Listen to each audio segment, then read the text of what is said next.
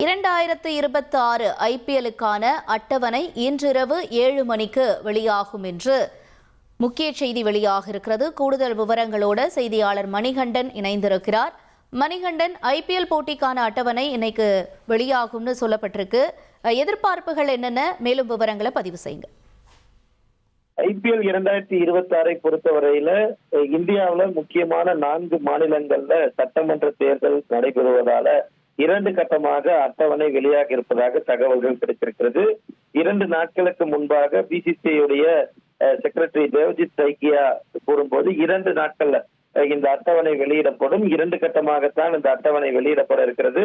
தேர்தல் காரணமாக அந்த தேர்தல் தேதிகளும் விளையாட்டுடைய ஐபிஎல் போட்டிகளுடைய தேதிகளும் ஒன்று சேரு இல்லாமல் இந்த அட்டவணை தயாரிக்கப்பட்டிருப்பதாக தெரிவிக்கப்பட்டிருக்கிறது.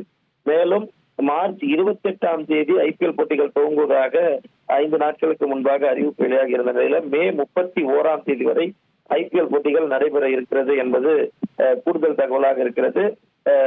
பிரபல தனியார் கிரிக்கெட் இணையதள நிறுவனத்துக்கு இந்த பிசிசிஐ அளித்திருக்க தகவலின்படி இன்று மாலை 7 மணிக்கு இந்த அட்டவணை என்பது வெளியாக இருக்கிறது. முதல் 20 நாட்களுக்கான போட்டிகளை உள்ளடக்கிய ஒரு அட்டவணையாக இது இருக்கும்.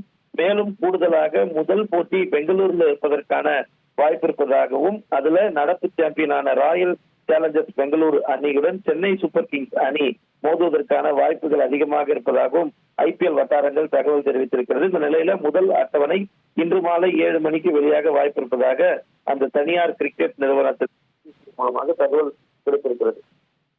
ரைட், உங்களுடைய தகவல்களுக்கு நன்றி மணிகண்டன். உங்கள் தந்திவன் தொலைக்காட்சியில் காதலும் கலகலப்பும் நிறைந்த ஒரு புத்தம் புதிய ஃபேண்டசி தொடர் ராஜா ராணி தினமும் இரவு 8 மணிக்கு.